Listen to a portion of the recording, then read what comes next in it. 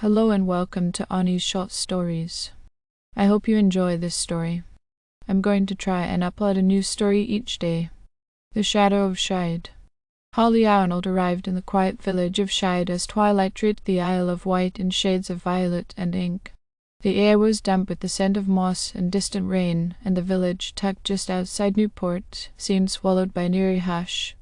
She had come alone, compelled by a half-forgotten childhood memory whispers of a shadow that moved where it should not, a figure that lurked at the edge of candlelight, never stepping forward but never quite gone. Her research had led her here, to Shide, a village with a history as murky as the river Medina that lapped at its edges. There were stories, old and unspoken, of people vanishing into thin air, their names erased from the lips of the living as if they had never existed. And in every tale there was mention of the shadow. Holly took lodging in a crumbling bed and breakfast where the walls seemed to breathe with the weight of time. The proprietor, a gaunt woman with brittle fingers, eyed her with something close to pity. "You shouldn't be here after dark." Holly asked, feigning ignorance. The woman's gaze flickered to the window where the light was fading fast. That night, Holly ventured into the heart of the village, past cottages that leaned together like conspirators sharing a dreadful secret. The gas lamps lining the cobbled streets flickered with an unnatural hesitation, as though something unseen was passing between them. Then she saw it. A figure, or rather, the absence of one. It was a void against the night, darker than the surrounding shadows, standing at the corner where the road bent toward the old Shide quarry. It had no face, no form beyond its oppressive presence, and yet Holly felt its eyes upon her, cold and knowing. She stepped forward. It did not move. The village was silent, and naturally so. No insects hummed, no distant voices called. The world had shrunk to just Holly and the thing at the bend in the road. Her breath throbbed before her, but the air had gone still. "What are you?" she whispered, and her voice sounded too loud. The shadow shifted. Not forward, not back, but inwards, as if it were peeling away the layers of night itself.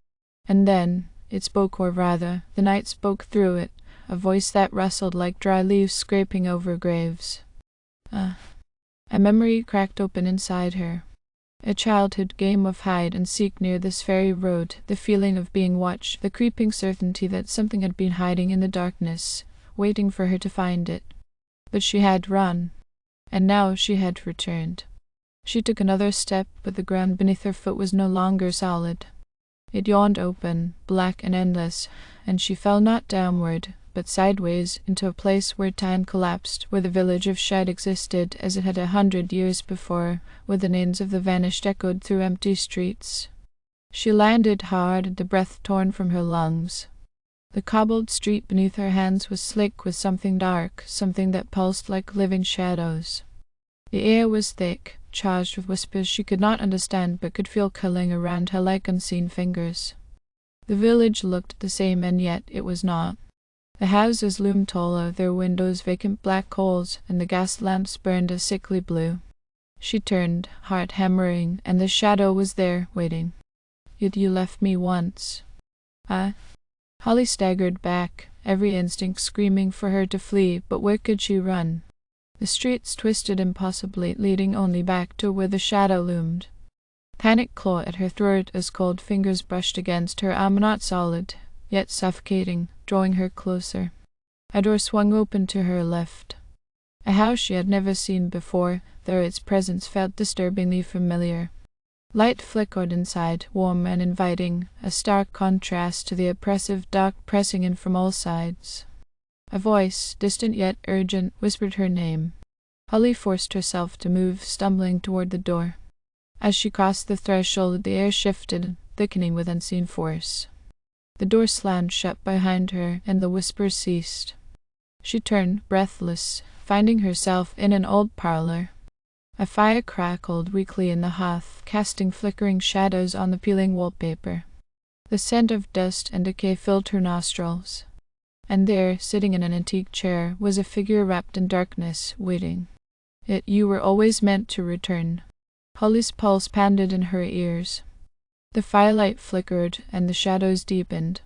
The village of Shide had its secrets, and now it had her. Thank you for listening. I hope you enjoyed this story. Please don't forget to like, and even better, like and subscribe. Thank you very much, and I hope you have had or have a great day.